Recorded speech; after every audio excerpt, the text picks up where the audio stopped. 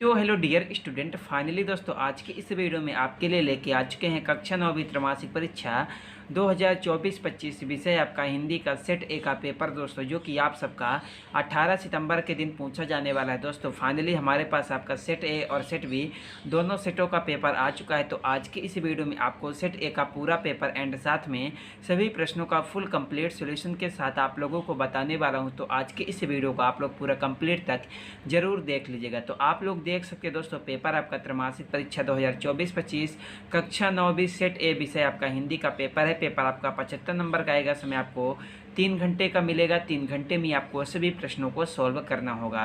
तो सबसे पहले आपको दोस्तों निर्देश आपको देखने को मिलेगा। तो चलिए इस क्वेश्चन पेपर के सभी प्रश्नों को पूरा पेपर एंड फुल आंसर सहित देख लेते हैं। तो आप लोग देख सकते हैं कि इसमें हमारा सबसे पहले आपका सही विकल्प पूछा गया दोस्तों, जो कि आपका 6 नंबर का आता है। प्रत्येक प्रश्न के लिए आपको 1 अंक मिलेगा। तो इसमें हमारा पहला प्रश्न आपका आता है, वीर गाथा काल के श्रेष्ठ महाकाव्य का नाम है। तो इसमें आपको 4 ऑप्शन दिए गए दोस्तों। पहला पद्मावत, दूसरा पृथ्वीराज रासो, तीसरा आपका साकेत, चौथा आपका रामचरितमानस। तो आपको इन चारों में से जो भी पहले प्रश्न का राइट आंसर होगा, तो आप लोगों को इनमें से सही टिक लगाना है। तो पहले प्रश्न का आपका राइट आंसर हो जाएगा वीर गाथा काल के श्रेष्ठ महाकाव्य का नाम आपका हो जाएगा पृथ्वीराज रासो। क्या पहले में आपको दूसरा नंबर आपको पृथ्वीराज रासो आपको लगाना होगा। 2 में आता है दोस्तों कि कैदी और कोकिला रचना है।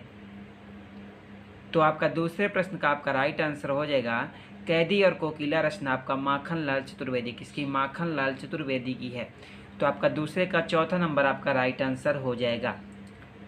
3 में हमारा आता है काव्य के भेद माने गए हैं। तीसरे प्रश्न का आपका राइट आंसर हो जाएगा काव्य के 2 भेद माने गए हैं। कितने? काव्य के 2 भेद माने गए हैं। तो तीसरे का पहला नंबर हो जाएगा।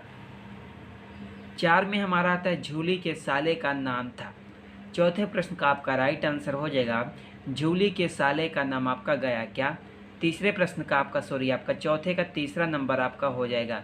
5 में हमारा आता है विचार विनिमय के माध्यम को क्या कहते हैं। 5वें प्रश्न का आपका राइट आंसर हो जाएगा दोस्तों विचार विनिमय के माध्यम को भाषा, क्या भाषा कहते हैं। 5वें का पहला नंबर भाषा, इसका राइट आंसर हो जाएगा। एंड उसके बाद हमारा 6 में आता है दोस्तों परमेश्वर नाथ रेणु के प्रसिद्ध आंचलिक उपन्यास का नाम है। इसमें आपको लिखना होगा मैला आंचल। क्या लिखना होगा? मैला आंचल। तो आपका 6 का हो जाएगा दोस्तों आपका तीसरा नंबर। तो इसके बाद हमारा आता है प्रश्न नंबर 2, जिसमें आपका पूछेगा कि रिक्त स्थानों की पूर्ति करके आपको लिखना है, जो कि दोस्तों आपसे 6 नंबर की पूछी गई है। प्रत्येक प्रश्न के लिए आपको 1 अंक मिलेगा। तो इसमें हमारा पहला प्रश्न आपका आता है कवि रसखान वार वार कहाँ जन्म लेना चाहते हैं। तो इसमें आपको 3 ऑप्शन दिए गए। पहला ऑप्शन ब्रज गोकुल, दूसरा ऑप्शन आपका मथुरा, तीसरा ऑप्शन आपका हरिद्वार। तो पहले प्रश्न का आपका राइट आंसर हो जाएगा दोस्तों कबीर रसखान बार बार कहाँ जन्म लेना चाहते हैं? ब्रज गोकुल में। कहाँ? ब्रज गोकुल में। पहले में आपको लिखना होगा पहला नंबर ब्रज गोकुल। 2 में हमारा आता है कविता के शाब्दिक अनुशासन का नाम डॉट डॉट है। दूसरे में आपको लिखना होगा छंद। क्या? छंद। 3 में हमारा आता है दोस्तों अर्थालंकार में चमत्कार डॉट डॉट के कारण होता है। तीसरे प्रश्न का आपका राइट आंसर हो जाएगा अर्थालंकार में जो चमत्कार होता है तो अर्थ के कारण। किसके कारण? अर्थ के कारण। तीसरे में दूसरा नंबर। एंड उसके बाद हमारा 4 में आता है महादेवी वर्मा के बाबा उन्हें डॉट डॉट बनाना चाहते थे। चौथे प्रश्न में आपको लिखना होगा दोस्तों महादेवी वर्मा के बाबा उन्हें क्या बनाना चाहते थे? विदुषी। क्या? विदुषी बनाना चाहते थे। 5 में हमारा आता है अनंत का विलोम है। इसमें आपको लिखना होगा अंत। क्या हो जाएगा? अंत। 6 में हमारा था दोस्तों रीढ़ की हड्डी एकांकी में कुल डॉट डॉट पात्र हैं। इसमें आपको क्या लिखना होगा दोस्तों रीढ़ की हड्डी एकांकी में कुल कितने पात्र हैं? 6 पात्र। कितने पात्र? 6 पात्र। तो पहले में पहला नंबर, दूसरे में भी आपका पहला नंबर, तीसरे में दूसरा नंबर, चौथे में आपका तीसरा नंबर, 5वें में आपका दूसरा नंबर और 6ठे में आपका तीसरा नंबर। तो उसके बाद दोस्तों हमारा आपका प्रश्न नंबर आपका 3 आता है, जिसमें हमारा पूछा गया कि निम्नलिखित कथनों के समक्ष सत्य या असत्य आपको बताना है, जो कि आपका 6 नंबर का आपका ये भी पूछा गया है। प्रत्येक प्रश्न के लिए आपको 1 अंक मिलेगा। तो इसमें हमारा पहला प्रश्न आपका आता है कि कबीर एक समाज सुधारक थे। पहले प्रश्न का आपका राइट आंसर हो जाएगा सत्य, क्योंकि कबीर एक समाज सुधारक वास्तव में थे। 2 में हमारा था दोस्तों संचारी भावों की संख्या 35 होती है।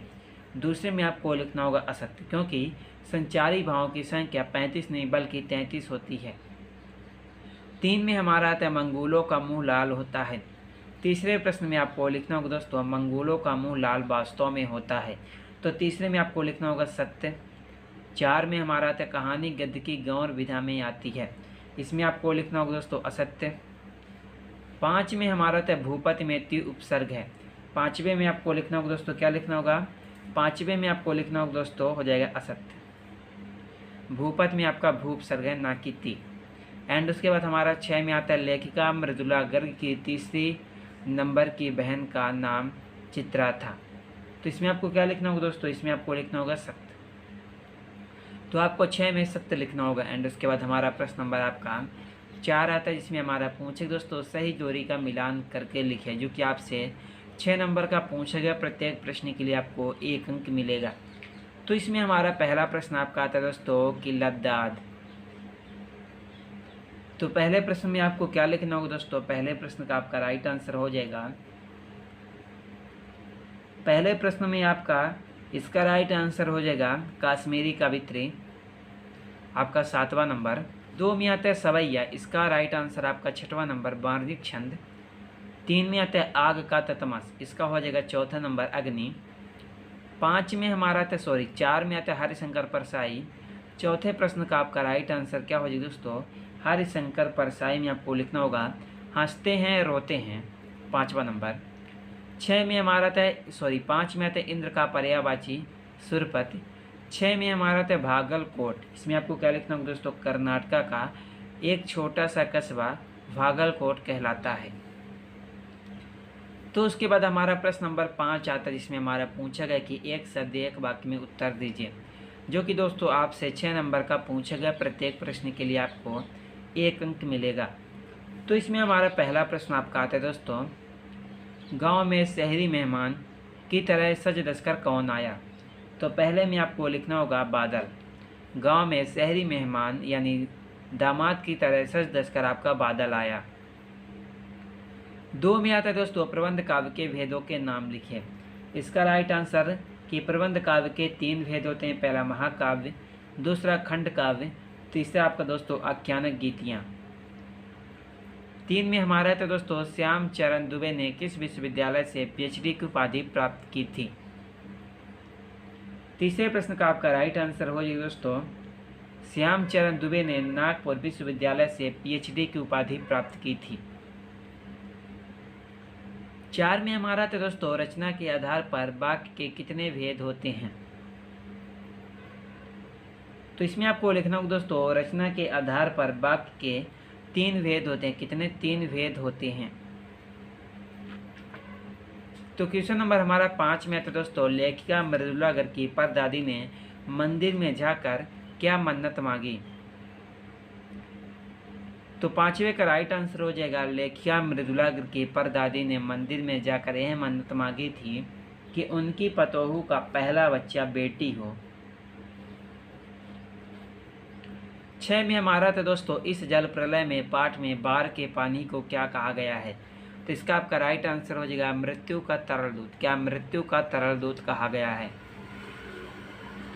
तो उसके बाद दोस्तों हमारा आपका प्रश्न नंबर 6 आता है, जिसमें हमारा पूछा गया कि पद्य साहित्य के इतिहास को कितने कालों में बांटा गया है, उनके क्रम से कालों के नाम लिखिए। एंड उसके 8वें में आता है नई कविता के 2 कवियों के नाम एवं उनकी एक एक रचना का नाम लिखिए। एंड उसके बाद हमारा 7 आता है, एंड उसके बाद 8 आता है, एंड उसके बाद क्वेश्चन नंबर 9, एंड उसके बाद दोस्तों हमारा क्वेश्चन नंबर आपका 10, 11, 12, उसके बाद 13, 14, उसके बाद 15, 16, उसके बाद 17 दोस्तों, एंड उसके बाद आपका 18 आता है, एंड उसके बाद आपको 19 आता है, तो उसके बाद 20, उसके बाद 21, उसके बाद 22 आता है दोस्तों आपका, तो उसके बाद आपका 23 आता है। तो दोस्तों आप लोग इन सभी प्रश्नों को आप लोग अच्छी तरह से सॉल्व कर लीजिएगा। जो भी प्रश्न आपके छूट गए हैं तो उसका उत्तर आपको इसके नेक्स्ट पार्ट में मिलेगा। चैनल को सब्सक्राइब करके वीडियो को लाइक आप लोग ज़रूर कर दीजिएगा। चलिए मिलते हैं हमसे किसी नेक्स्ट वीडियो में।